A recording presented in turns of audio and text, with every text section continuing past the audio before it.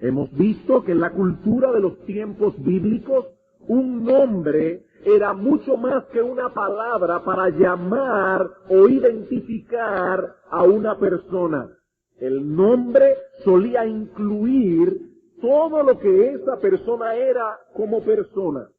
Toda su reputación estaba encerrada en su nombre, y lo mismo ocurre con Dios. Su nombre es una revelación de sí mismo como creador y redentor, por lo que tomarlo con ligereza implica necesariamente una visión ligera de la persona de Dios. Exaltar el nombre de Dios es exaltar su persona. Tomarlo con ligereza como algo trivial y sin valor implica ver a Dios desde esa misma óptica, como si Él no fuese digno de ser reverenciado, como si Él no fuese digno de ser temido.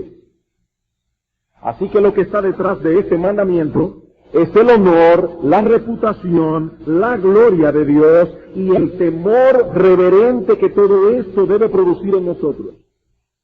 Nuestro Dios es digno de ser temido y por lo tanto, al relacionarnos con Él, al hablar de Él, al pensar en Él, debemos hacerlo con reverencia. Es totalmente inapropiado tratar a Dios de otro modo que no sea reverentemente. En Apocalipsis capítulo 15 versículo 3, el apóstol Juan describe una visión que él vio en los cielos. Un grupo de santos ya perfeccionados que alababan a Dios. ¿Y qué decían estos santos en su alabanza? Grandes y maravillosas son tus obras, Señor Dios Todopoderoso. Justos y verdaderos son tus caminos, Rey de los santos. ¿Quién no te temerá, oh Señor, y glorificará tu nombre? ¿Quién no te temerá? Cuando ya perfeccionados contemplemos la grandeza y la majestad de Dios, comprenderemos, como hasta ese momento no habremos podido comprender, que ciertamente nuestro Dios es digno de ser temido, que es una locura no tener temor de Dios. Entendiendo por ese temor, como veíamos el domingo pasado, esa mezcla de admiración, reverencia, devoción, amor y gratitud que debemos a Dios por quien Él es. Un Dios grande, soberano, todopoderoso, santo, justo y bueno. No se trata de un terror paralizante. No, es un temor que es perfectamente compatible con el gozo, la alegría y el deleite que debemos experimentar al tener en los cielos un Padre como nuestro Padre. Pero ese gozo, esa alegría y ese deleite es perfectamente compatible con el temor reverente que debemos tener al estar en la presencia de un Dios como nuestro Dios. Así que al relacionarnos con Él, al hablar de Él, al pensar en Él, debemos hacerlo con reverencia. ¿Por qué? Porque no es digno de Dios ser tratado de otro modo. Pero no solo eso, sino también porque es dañino para nuestras almas no tratar con Dios de ese modo. Es dañino para nuestras almas. Dice en Proverbios 28:14, bienaventurado el hombre que siempre teme a Dios, mas el que endurece su corazón caerá en el mal. Es bienaventurado el hombre que se conduce en todo momento y en todo lugar bajo la sombra protectora del temor de Dios, consciente de que se encuentra delante de la presencia de Dios. Algunos dirán, es terrible vivir así. El proverbista dice, es bienaventurado el hombre que camine así. A Jehová he puesto siempre delante de mí, dice David en el Salmo 16:8. Eso es lo que hace un hombre que siempre teme a Dios. Lo pone conscientemente delante de sí. Dios siempre está delante de nosotros, pero nosotros no siempre recordamos eso. Y David está diciendo conscientemente, he puesto a Dios delante de mí. ¿Y qué sucede con un hombre que vive de este modo? ¿Qué sigue diciendo el salmista? Se alegró por tanto mi corazón y se gozó mi alma. como consecuencia de haber puesto a Dios delante de sí, como consecuencia de vivir todo el tiempo bajo la sombra de protección del temor de Dios. Se alegró mi corazón, se gozó mi alma. He ahí la bienaventuranza de la que se habla en Proverbios 28. Bienaventurado el hombre que siempre teme a Dios. No temer a Dios implica tener un corazón endurecido. Y un corazón endurecido solo trae una cosa: calamidad, calamidad. Bienaventurado el hombre que siempre teme a Dios, mas el que se endurece su corazón caerá en el mal. Una cosa es el reflejo contrario de la otra. O somos dominados por el temor de Dios o por un corazón endurecido. Uno será bienaventurado, el otro con toda certeza caerá en el mal. Bien, hermanos, hasta aquí lo que hemos visto hasta ahora acerca de la importancia de este mandamiento. No podíamos simplemente decir, ¿qué es lo que prohíbe el tercer mandamiento? Es que si no entendíamos esto, hermanos, no podíamos seguir adelante. Teníamos que entender esto. Ahora podemos preguntarnos, ¿cuál es el contenido del tercer mandamiento? Y esa es la segunda parte, el segundo punto que vamos a estudiar aquí, el contenido del tercer mandamiento. ¿Qué es lo que ordena el tercer mandamiento? ¿Qué cosas prohíbe? A la luz de lo que hemos visto hasta ahora y por la información que encontramos en otros textos de las Escrituras, podemos decir lo siguiente en cuanto al contenido del tercer mandamiento. En primer lugar, el tercer mandamiento prohíbe terminantemente todo uso ligero, inapropiado o innecesario del nombre de Dios, ya sea en nuestras conversaciones, en nuestras oraciones o aún cantando las alabanzas a Dios. El tercer mandamiento prohíbe todo uso ligero, inapropiado o innecesario del nombre de Dios, ya sea en nuestras conversaciones, en nuestras oraciones o aún cuando cantamos las alabanzas de Dios. Como hemos visto ya, por medio de su santo nombre, Dios nos ha revelado su grandeza, su gloria, su poder. Pero si hacemos un uso ligero y trivial de su nombre, estamos diciendo que en verdad Dios no es tan grande, que en verdad Dios no es tan glorioso ni tan poderoso. Que lo mismo da hablar de Él como hablar de cualquier otra persona o hablar de cualquier cosa. La violación de este mandamiento contribuye a evaporar el temor y la reverencia que debemos tenerle a Dios. El nombre de Dios debe ser reverenciado porque lleva consigo su honor y su reputación y por lo tanto solo debe ser usado cuando hay una razón de hacerlo. Un uso ligero de su nombre es considerado como una profanación. Es una profanación.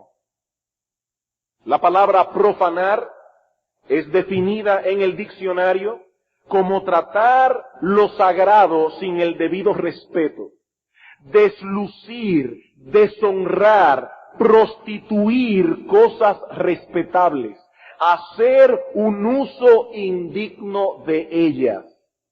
Y la Biblia nos advierte solemnemente acerca de este pecado de profanar el nombre de Dios o las cosas santas de Dios. En 1 Timoteo capítulo 1 versículo 9, el apóstol Pablo nos provee una lista de las violaciones a los 10 mandamientos y allí menciona a los irreverentes y profanos. Los irreverentes y profanos. Y en Hebreos capítulo 12 versículo 16 se nos exhorta a mirar el ejemplo de Esaú. ¿Qué pasó con Esaú? Que Esaú fue un profano, dice la Escritura, porque menospreció los privilegios espirituales de su primogenitura a cambio de una comida, y de ese modo profanó las bendiciones de Dios. Tuvo en poco las bendiciones de Dios. Cuidado, hermanos, con la profanación del nombre de Dios, porque si menospreciar sus bendiciones fue un pecado tan grave, cuánto más grave no será menospreciar a aquel que da esas bendiciones. No hagamos un uso ligero, inapropiado o innecesario del nombre de Dios. Siempre que hablemos de Él debe ser con un propósito. Siempre que hablemos de Él debe ser inteligentemente, siempre con reverencia.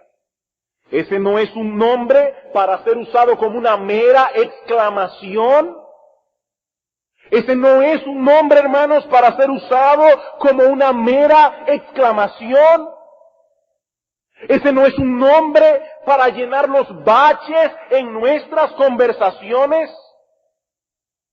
Dios quiere que al hablar de Él o al pensar en Él no perdamos de vista su gloria, su grandeza, su majestad. Y para que eso sea posible debemos hacer un uso sopesado e inteligente de su nombre. Pero ese cuidado no solo debe ser ejercido al hablar, sino también al orar. Al orar. El Señor Jesucristo nos dice en Mateo capítulo 6, versículo 7, que en nuestras oraciones debemos evitar las vanas repeticiones. Y de todas las formas en que podemos caer en ese mal, ninguna es peor que repetir vanamente el nombre de Dios o cualquiera de sus títulos o atributos. Señor, Padre nuestro, Dios santo, etc. Ya sea hablando u orando, el nombre de Dios no debe ser usado sin pensar. Debemos cargar nuestras conciencias con el hecho de que si hacemos un uso ligero o irreverente del nombre de Dios, estamos promoviendo que nuestro Dios sea irrespetado. Estamos promoviendo que su gloria y majestad sean socavados. Estamos haciéndole daño a nuestras propias almas y a las de aquellos que nos escuchan. Queridos hermanos, promovamos con nuestro hablar que nuestro Dios sea respetado. Instruyamos a nuestros hijos en cuanto a esto, con amor, con paciencia, pero con firmeza y determinación. Y si está a nuestro alcance, ayudemos a otros cuando tal vez por ignorancia profanen delante de nosotros el nombre de nuestro Dios. Ese pecado no es cosa ligera a los ojos de Dios. Y lo mismo podemos decir cuando cantamos himnos en nuestra adoración. El Señor Jesucristo dijo en cierta ocasión a los judíos, este pueblo de labios me honra, pero su corazón está lejos de mí. Eso es usar en vano el nombre de Dios. Estar cantando los himnos sin tener en nuestras mentes una idea clara de lo que estamos diciendo. Pensando en la cuenta de la luz, pensando en las cosas que tenemos que hacer durante la semana y al mismo tiempo cantando con nuestras bocas himnos de alabanza a Dios. Dice Cristo, este pueblo de labios me honra, su corazón está lejos de mí. Dice el apóstol Pablo en 1 Corintios capítulo 14 versículo 15 que nosotros debemos orar con el Espíritu, pero debemos orar con el entendimiento. Y yo sé, hermanos, que es una lucha cantar con el entendimiento. Es una lucha, la adoración es una lucha, nuestros pensamientos tan pronto llegamos aquí tienden a irse a otro lado. Pero nosotros debemos concentrarnos en lo que estamos haciendo. Para mí ha sido muy útil, muchas veces cuando estoy cantando himnos, recordar Apocalipsis capítulo 5, aquel mar de vidrio, todos los seres angelicales cantando alabanzas a Dios, y me imagino delante del trono de Dios cantando alabanza en su misma presencia. Es importante, hermanos, porque podemos tomar el nombre de Dios en vano cantando himnos de alabanzas a Dios. En segundo lugar, el tercer mandamiento prohíbe que el nombre de Dios sea usado para promover la falsedad y la mentira en cualquiera de sus manifestaciones. El tercer mandamiento prohíbe que el nombre de Dios sea usado para promover la falsedad y la mentira en cualquiera de sus manifestaciones. Dice en Levítico capítulo 19 en el versículo 12, y no juraréis falsamente por mi nombre, profanando así el nombre de tu Dios, yo Jehová. Si hacer un uso ligero del nombre de Dios es una profanación, es un pecado, ¿cuánto más pecaminoso no será hacer de su nombre un instrumento para promover la falsedad y la mentira? Jurar falsamente en el nombre de Dios es una profanación de su nombre. Eso es lo que se conoce como perjurio. Perjurio. Una falta seria aún delante de los hombres. El puritano Thomas Boston define el perjurio como una falsedad confirmada por un juramento. Eso es perjurio. Una falsedad confirmada por un juramento. Y esta es una falta tan grave que en estos momentos, en estos mismos instantes, el presidente de la nación más poderosa del mundo podría ser destituido si se demuestra que además de haber sido un adúltero, también cometió perjurio. Y si esa falta es grave a los ojos de Dios, de los hombres, podemos estar seguros de que es muchísimo más grave a los ojos de Dios. Alguien ha dicho que el perjurio es el abuso más grande y más notorio del nombre de Dios. ¿Qué pecado puede ser más grande, dice este hombre, que llamar a Dios como testigo de nuestra mentira? Dios es verdad y estamos llamando a Dios como testigo de nuestra mentira. Pocas cosas pueden ser tan perversas como valerse del nombre de Dios para hacer creer a otros algo que no es cierto. Pero esto no solo es hecho cuando juramos falsamente, sino también cuando hacemos uso del nombre de Dios en nuestras conversaciones para dar una falsa impresión de piedad. Para dar una falsa impresión de piedad. En Lucas capítulo 6, versículo 46, el Señor Jesucristo hace esta pregunta: ¿por qué me llamáis Señor, Señor, y no hacéis lo que yo digo? Aquí tenemos a un grupo de personas que no tiene el menor interés de hacer la voluntad de Cristo revelada en su palabra. No están dispuestos a luchar en contra de los deseos pecaminosos que batallan contra el alma, y sin embargo, frecuentemente se refieren a Cristo como su Señor. El Señor esto. El Señor aquello. Mi Dios, mi Dios. Y de este modo transmiten una falsa impresión. Lo que en verdad son no se compadece con lo que dicen.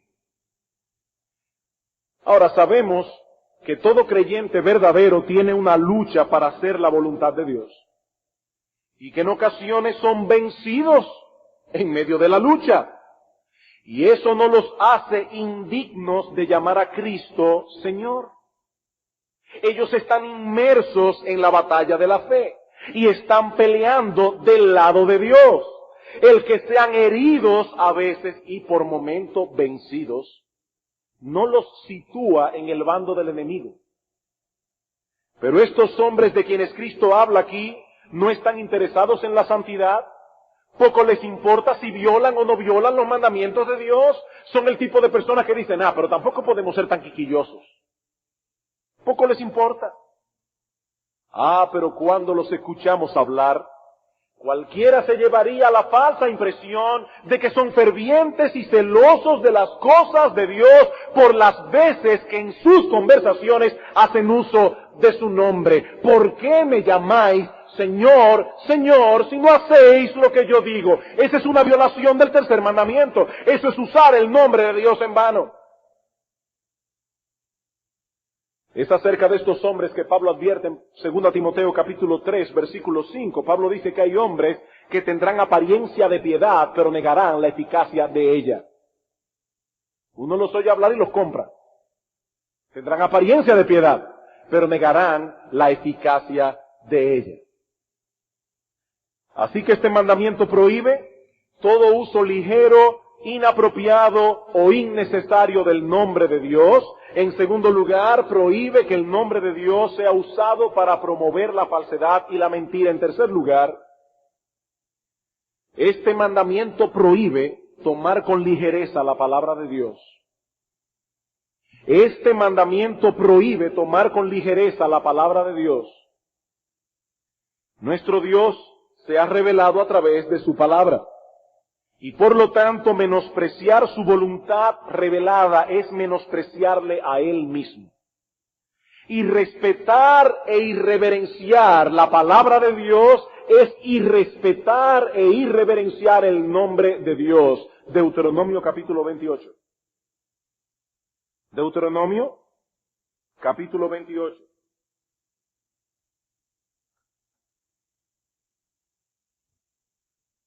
Versículos 58 y 59. Si no cuidares de poner por obra todas las palabras de esta ley que están escritas en este libro, temiendo este nombre glorioso y temible, Jehová tu Dios, entonces Jehová aumentará maravillosamente tus plagas y las plagas de tu descendencia, castigo, ira, juicio de Dios vendrá. ¿Por qué? Porque no hay temor de Dios, no hay temor del nombre de Dios, y como lo sabemos, no se están cuidando de cumplir la voluntad de Dios revelada en la palabra. El Señor deja claramente establecido aquí que tomar en poco su palabra es una manifestación de que no reverenciamos su nombre. Lo mismo vemos en Números capítulo 15, versículo 30 al 31. Dice Dios, mas la persona que hiciere algo con soberbia, y la idea es, yo sé cuál es la voluntad de Dios, pero aún así no la voy a obedecer. Esa es la soberbia de la que se habla aquí. Mas la persona que hiciere algo con soberbia, así el natural como el extranjero ultraja a Jehová. Esa persona será cortada en medio de su pueblo, por cuanto tuvo en poco la palabra de Jehová y menospreció su mandamiento, enteramente será cortada esa persona. Su iniquidad caerá sobre ella. Hermanos, Dios ve como un desprecio personal que alguien tenga en poco su palabra. Eso es un desprecio de su nombre. No tiene sentido alguno el que tengamos cuidado con hacer un uso sopesado y irreverente del nombre de Dios, si al mismo tiempo manifestamos con nuestras vidas que poco nos importa lo que Dios piensa, que poco nos importa lo que Él nos ordena o prohíbe. No olvidemos, hermanos, lo que está detrás del tercer mandamiento. Es el honor, la reputación, la gloria de Dios y el temor reverente que todo esto debe producir en nosotros. Pero ¿cómo podemos decir que tenemos temor de Dios y que reverenciamos su nombre si al mismo tiempo menospreciamos lo que Él dice? El nombre de Dios y la palabra de Dios están tan interrelacionados que no podemos honrar su nombre y al mismo tiempo ser indiferentes a su palabra. Dice David en el Salmo 138, versículo 2, alabaré tu nombre por tu misericordia y tu fidelidad, porque has engrandecido tu nombre y tu palabra sobre todas las cosas. Has engrandecido tu nombre y tu palabra. En cuarto lugar, este mandamiento prohíbe que echemos por tierra la gloria de Dios. Este mandamiento prohíbe que echemos por tierra la gloria de Dios, no solo con nuestras palabras, sino también con nuestra conducta. Eso es lo que sucede cuando alguien blasfema el nombre de Dios. ¿Qué es la blasfemia? Ya no se trata únicamente de hacer un uso ligero y trivial de su nombre, sino lo que es peor, es manifestar conscientemente con nuestros labios que menospreciamos, que despreciamos la persona de Dios. Eso es una blasfemia. Hace unos domingos atrás, nos detuvimos a considerar aquel episodio en la historia de Israel, cuando el hijo de un egipcio, aunque de madre hebrea, en medio de una riña con un israelita, maldijo el nombre de Dios. Y vimos que Dios decretó en ese caso que se aplicara la pena capital. Levítico capítulo 24. Levítico capítulo 24, versículo 10.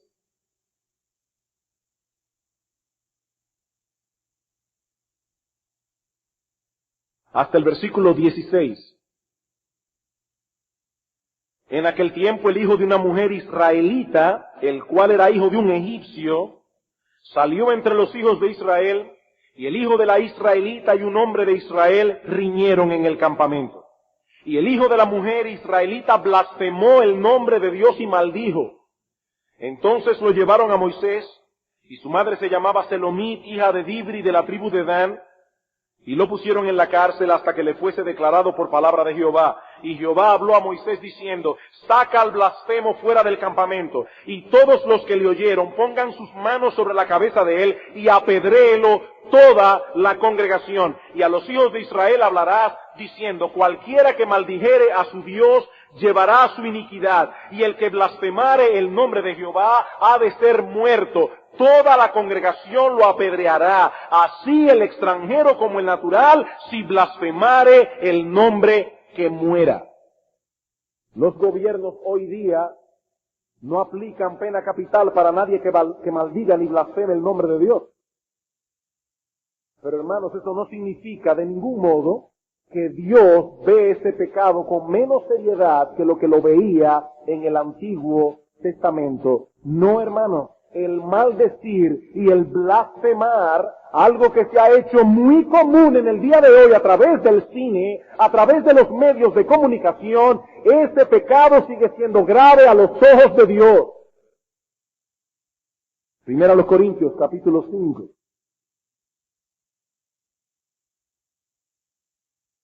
Primera a los Corintios, capítulo 5, versículo 9, dice el apóstol Pablo. Os he escrito por carta que no os juntéis con los fornicarios.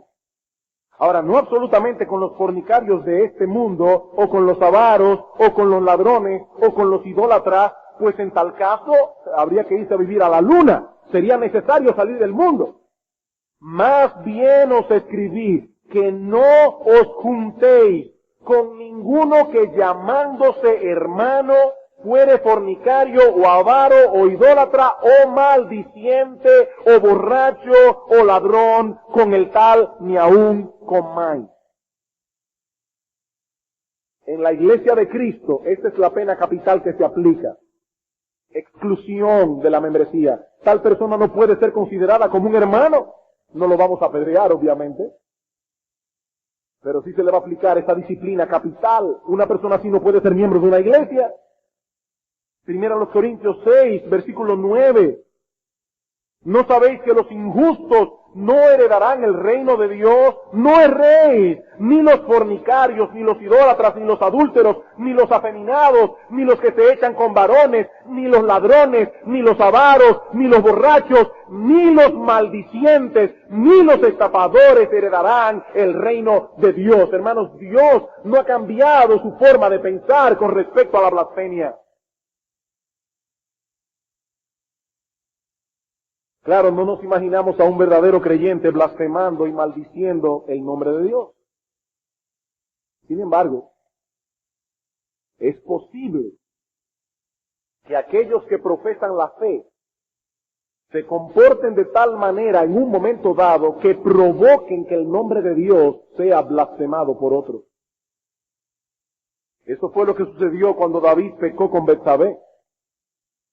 Cuando el profeta Natán les reprendió por su pecado de adulterio, uno de los argumentos que usó para hacerle ver al rey la gravedad de su falta fue el efecto que ese pecado tuvo en los enemigos de Dios. Con este asunto, David, hiciste blasfemar a los enemigos de Dios. Segundo libro de Samuel 12:14.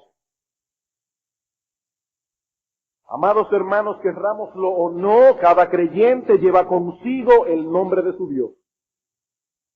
Y es responsabilidad nuestra comportarnos de tal manera que no demos ocasión para que nadie blasfeme su nombre por culpa nuestra. Tito capítulo 2.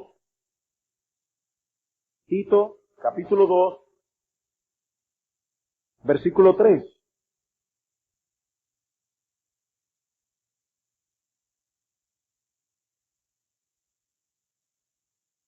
Las ancianas asimismo sean reverentes en su porte, no calumniadoras, no esclavas del vino, maestras del bien, que enseñen a las mujeres jóvenes a amar a sus maridos y a sus hijos, a ser prudentes, castas, cuidadosas de su casa, buenas, sujetas a sus maridos. ¿Para qué? Para que la palabra de Dios no sea blasfemada. Exhorta asimismo a los jóvenes.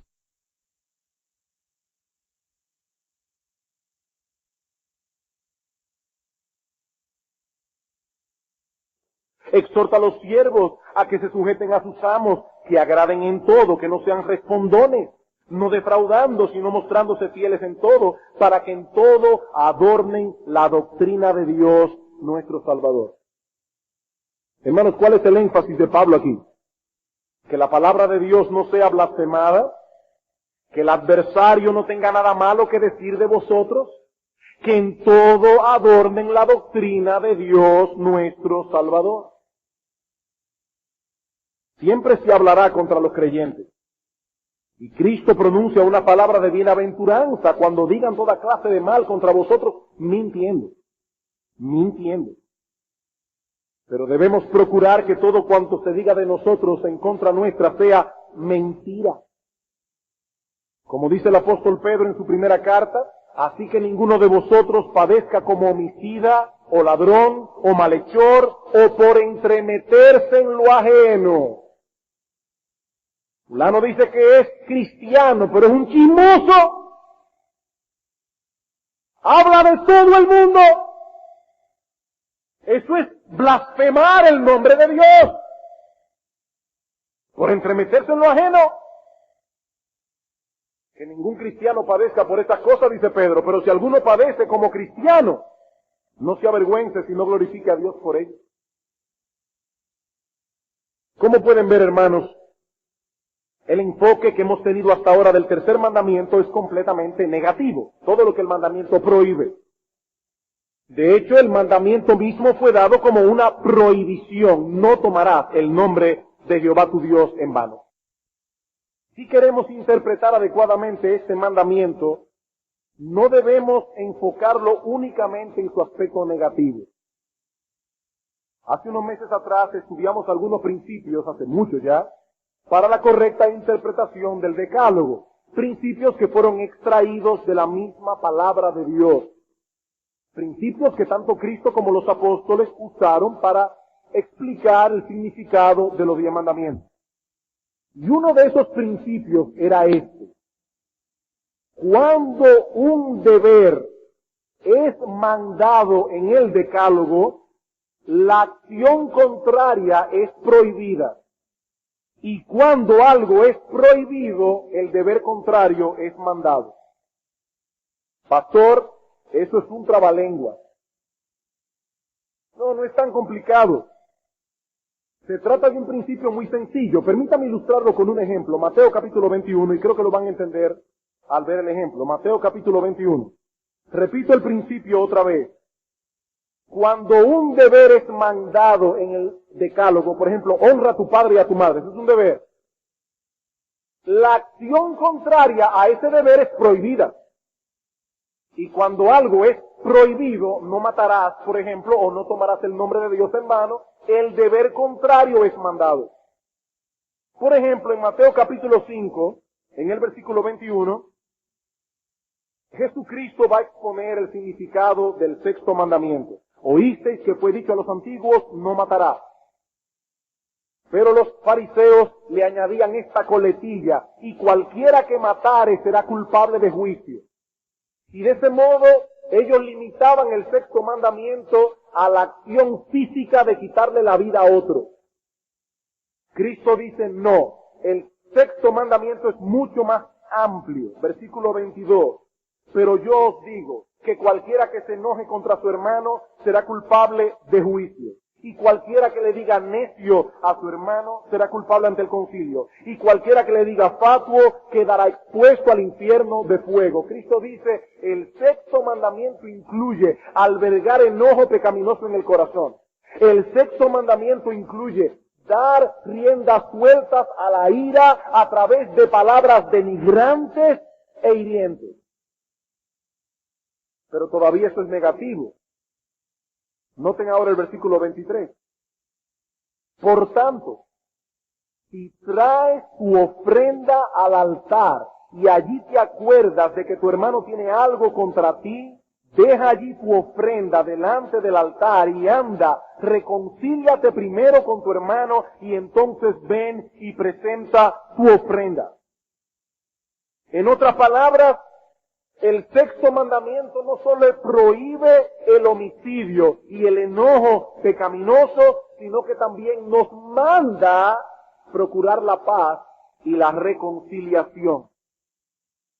El mandamiento es dado como una prohibición, pero incluye necesariamente un aspecto positivo. Es así como debemos interpretar los 10 mandamientos. Por lo tanto, no debemos limitarnos a preguntar qué es lo que el tercer mandamiento prohíbe, sino que también debemos preguntarnos qué es lo que el tercer mandamiento nos ordena hacer. El Catecismo Menor de Westminster responde esta pregunta de la siguiente manera. El tercer mandamiento exige el uso santo y reverente de los nombres, los títulos, los atributos, las ordenanzas, la palabra y las obras de Dios. Ese es el punto a donde nos lleva el mandamiento positivamente, a mostrar respeto y reverencia por la persona de Dios, y escuchen bien hermanos, y por las cosas santas de Dios. Podemos resumir el deber positivo encerrado en el tercer mandamiento con las palabras de David en el Salmo 29. Salmo 29, versículos 1 y 2. ¿Cuál es el deber positivo encerrado en el tercer mandamiento? Dice David en el Salmo 29, tributad a Jehová, oh hijos de los poderosos, dad a Jehová la gloria y el poder. Dad a Jehová la gloria debida a su nombre. Adorad a Jehová en la hermosura de la santidad.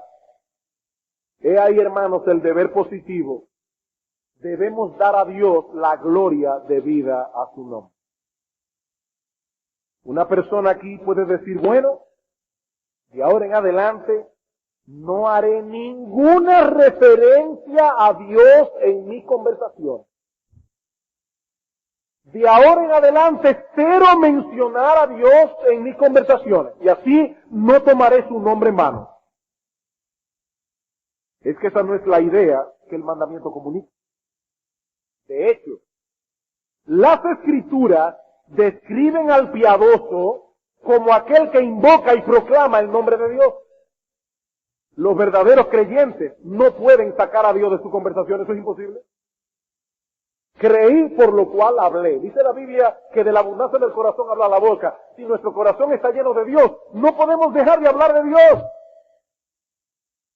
Pero Dios demanda que sopesemos cuidadosamente su gloria y que actuemos en consecuencia. Nuestro Dios es digno de ser temido y reverenciado. Consecuentemente, todo aquello que tenga que ver con su persona, con su reino, con su adoración, con su palabra, con su iglesia, debe ser usado, tratado reverentemente. Esa es la idea que transmite el autor de los Hebreos en Hebreos capítulo 12, versículo 28. Así que, recibiendo nosotros un reino inconmovible, tengamos gratitud y mediante ella sirvamos a Dios agradándole con temor y reverencia. Sirvamos a Dios agradándole con temor y reverencia. Hermanos, esa es la razón por la que hacemos tanto hincapié en la reverencia que debemos tener en el culto de adoración. Esa es la razón. Es por eso que decimos, lleven a los niños al baño durante el receso. Que no se estén parando innecesariamente durante el tiempo de la adoración a Dios. ¿Por qué? Es que somos supersticiosos y creemos que estas paredes tienen algo de especial. No, hermanos, eso es concreto, varilla, cemento. Es que aquí convergen cada domingo muchos elementos que demandan esa reverencia. La presencia de Dios en medio nuestro, conforme a su promesa. Los cánticos de adoración que exaltan su nombre. Su palabra que está siendo proclamada. El pueblo comprado con la sangre de Cristo que ha sido aquí congregado. Todo esto demanda reverencia, solemnidad, una reverencia que en ningún sentido es incompatible con el gozo y la alegría que debemos tener en la presencia de Dios. Pero una reverencia que muestre al gran Dios que hemos venido a adorar. Por eso el pueblo de Israel llamaba a sus fiestas solemnes. El culto debe tener esas características, debe ser una fiesta solemne. Ni la festividad debe matar la solemnidad, ni la solemnidad debe matar la festividad. Hermanos, hemos venido a encontrarnos con Dios. Debemos estar alegres. Eso es lo que Pablo tiene en mente cuando dice a Timoteo, en 1 Timoteo capítulo 3, versículo 14, Timoteo, esto te escribo aunque tengo la esperanza de ir pronto a verte, para que si tardo, sepas cómo debes conducirte en la casa de Dios, que es la iglesia del Dios viviente, columna y baluarte de la verdad. Pablo estaba tan preocupado por la reverencia que debemos mostrar en la iglesia, tan preocupado, hermano, que aún dio directrices acerca de la vestimenta con que debemos venir a los cultos de adoración. 1 Timoteo, capítulo 2, versículo 9, está hablando de esto mismo, de cómo comportarse en la casa de Dios. Pablo dice, versículo 9, asimismo que las mujeres se atavíen de ropa decorosa, con pudor y modestia, no con peinados ostentosos, ni oro, ni perla, ni vestidos costosos, sino con buenas obras, como corresponde a las mujeres que profesan piedad. Hermanos, aún nuestro atuendo debe mostrar lo que hemos venido a hacer aquí. Debemos vestirnos con el decoro y la formalidad apropiados ante la realidad de que la presencia de Dios se hará presente en medio nuestro. Hay cierto tipo de ropa que no es permitido en el Palacio Nacional. ¿Por qué? ¿Por qué, hermano? ¿Por qué hay cierto tipo de ropa que no es permitido en el Palacio Nacional? ¿Por qué? Porque esa es la casa de gobierno y representa al gobierno. Y los que allí asistan deben mostrar respeto a la dignidad con que está investido el poder civil, aún en la forma como se visten para visitar el palacio. Deshonrar la casa de gobierno con una vestimenta inapropiada es mostrar un desprecio por la autoridad que de allí emana. Y por eso se exige que las personas vayan vestidas al palacio de cierta forma. Pues hermanos, con mucho más razón, debemos venir al culto formalmente vestidos a la casa de Dios, porque Dios ha prometido traer su presencia especial cada semana. Y es en este lugar donde el Rey de Reyes y el Señor de los Señores proclama su voluntad a través de la exposición de la palabra. Cada domingo las iglesias de Cristo se convierten en la casa de gobierno del Dios soberano. Eso es este lugar. La casa de gobierno del Dios soberano.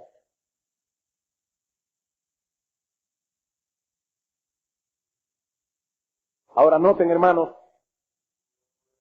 que no estamos hablando de venir costosamente vestidos, estamos hablando de venir formalmente vestidos. Aún en la ropa que escogemos para venir a los cultos y la que le permitimos usar a nuestros hijos, debe mostrar el respeto y la reverencia que damos a todo cuanto vamos a hacer aquí. Un padre me decía en esta semana con muchísima razón, yo no puedo permitir que mis hijos se preparen más para ir a un evento social del mundo a que se preparen más que cuando vienen a la casa de Dios, porque le estoy enviando una mala señal. Y eso es verdad. Y lo mismo podemos decir, hermanos, en cuanto a la asistencia a los cultos, regular y puntualmente. ¿Qué estamos diciendo cuando llegamos tarde a los cultos de adoración? ¿Qué estamos diciendo? Cuando tenemos una cita con alguien importante, hacemos mucho hincapié en llegar a tiempo. Esta es la cita semanal que tenemos con el Rey de Reyes y el Señor de los Señores. Hay que estar a tiempo aquí. Sabemos, hermanos, que hay causas que pueden impedir que una persona llegue a tiempo, causas que son justas. Por eso no vamos a estar juzgando ahora a todo el que llegue tarde, porque puede ser que se le pinte una goma. Pero, hermanos, debemos cargar nuestras conciencias. Cuando llegamos tarde a un culto de adoración sin una causa justificada, debemos pedirle perdón a Dios. Porque cuando llegamos tarde a una de las citas que tenemos con cualquier persona, le decimos, fulano, excúsame, no pude llegar a tiempo. Y si le pedimos excusas a un ser humano mortal, ¿cuánto más no le vamos a pedir excusas al Dios de los cielos por haber llegado tarde al encuentro con Él? ¿Qué decimos cuando faltamos a un culto de adoración en el que se va a predicar la palabra de Dios sin una razón justa? Le estamos diciendo, Señor, a mí no me importa tu palabra, a mí no me interesa ir a escuchar tu palabra. Cuando faltamos a la escuela dominical, a mí no me interesa, Señor. Y Dios ve eso como un menosprecio a su persona.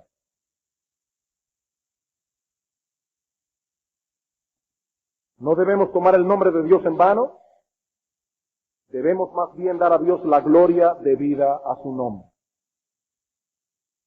De las iglesias de Cristo se debe decir lo mismo que dice el salmista en el Salmo 29:9. En su templo todo proclama su gloria. Así se debe decir de toda iglesia del Señor. En su templo todo proclama su gloria. Todo, hasta la forma en que se viste esa gente, el orden del culto, todo proclama su gloria. Esa era la preocupación de Pablo cuando le dice, Timoteo, yo tengo la esperanza de ir a verte, pero quiero que si tardo tú sepas cómo debes conducirte en la casa de Dios, y por eso te escribo esta carta. Es la casa de Dios, Timoteo. Es la casa de Dios. Es la casa de Dios. Para concluir, muy brevemente, quisiera llamar vuestra atención en tercer lugar a la advertencia contenida en el mandamiento. La advertencia contenida en el mandamiento. Dice en Éxodo 20 que Dios no dará por inocente al que tomare su nombre en vano. Dios no dará por inocente al que tomare su nombre en vano. Comentando acerca de esta cláusula, los autores del Catecismo Menor de Westminster dicen lo siguiente: por más que eviten los infractores de este mandamiento el castigo humano, el Señor nuestro Dios no les dejará escapar de su justo juicio. Aunque los hombres tomen con ligereza en sus bocas el nombre de Dios, Dios no toma con ligereza a los que hacen tal cosa. Es una seria transgresión tomar el nombre de Dios en vano, porque implica una falta de respeto por la persona misma de Dios. Ahora bien, es probable que algunos aquí en esta mañana, en la medida en que se ha ido exponiendo el significado de este mandamiento, hayan identificado alguna área en la que estaban fallando con respecto a este mandamiento. ¿Qué debemos hacer? Bueno, por un lado, hermanos, debemos poner todo nuestro empeño por agradar a Dios en esto, siempre amparado en la fuerza que Él nos da.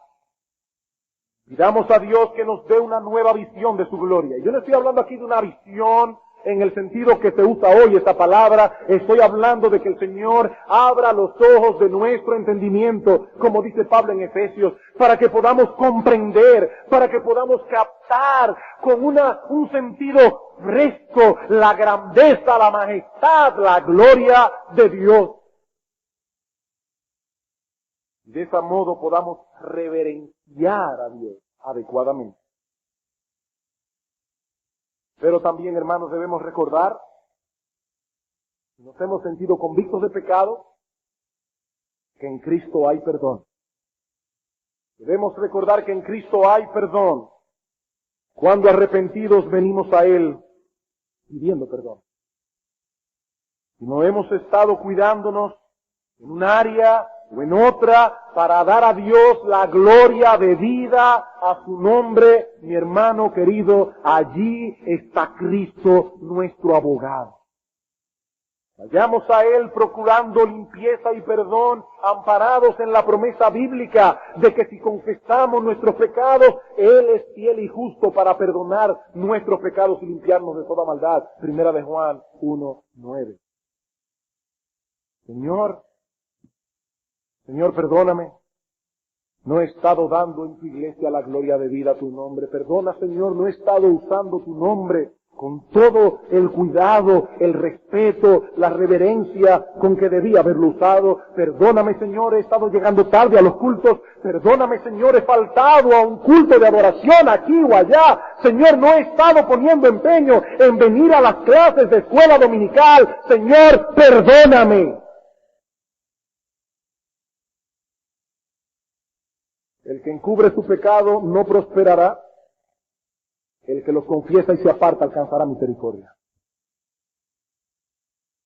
Y en cuanto a ti, mi amigo que nos visitas,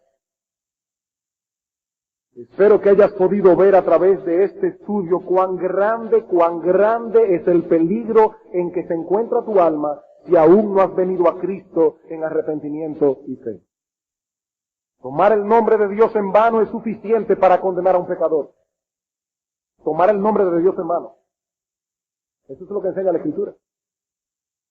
Pero si a eso le añades todas las otras transgresiones que has acumulado a lo largo de tu vida y que continuarás acumulando contra la ley moral de Dios, entonces tendrás una idea aproximada de lo que será para ti el día del juicio. El día del juicio. Pero mi amigo, para eso fue que Cristo vino al mundo. Para eso murió en una cruz y resucitó al tercer día. Para salvar a miles y millares de hombres y mujeres que como reos culpables se dirigían a una terrible condenación. Cristo pagó por ellos en la cruz para que ahora sean salvos por medio de la fe. Esa es la oferta del Evangelio, mi amigo. Salvación gratuita y perfecta por medio de la fe en nuestro Señor Jesucristo. Oh, que el Espíritu Santo convenza a muchos aquí de pecado por medio de la palabra que ha sido expuesta y que luego los guíe eficazmente a buscar misericordia en Cristo, porque el almacén de su gracia sigue abierto para todo aquel que venga por fe buscando misericordia. Vamos a orar.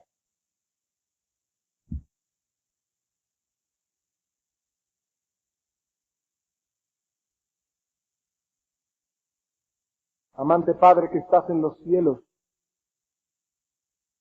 queremos en estos momentos elevar nuestras bocas y nuestros pensamientos a ti. Señor, hemos estado orando a lo largo de toda esta semana por este sermón. La iglesia ha orado por el predicador. Ahora pedimos otra vez, pero ahora para que tú apliques con poder esta palabra en el corazón de cada uno. Señor, aquí hay muchos en esta mañana con sus conciencias heridas.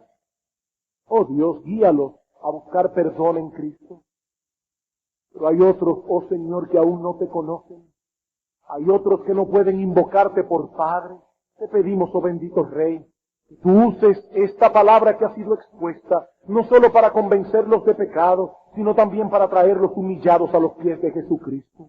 Oh Señor, que muchas almas en este día aquí sentadas encuentren el perdón total de sus pecados por medio de la fe y el arrepentimiento. Te alabamos, oh bendito Señor, y te pedimos porque Iglesia Bíblica del Señor Jesucristo, por encima de todas las cosas, sea reconocida porque cada uno de sus miembros y porque todos juntos colectivamente damos a Dios la gloria debida a su nombre. Oh Señor, que de esta iglesia se pueda decir que en este templo todo proclama tu gloria. Alabado seas, oh bendito Señor, en el nombre precioso, glorioso, majestuoso y grande de nuestro gran Dios y Salvador Jesucristo. Amén.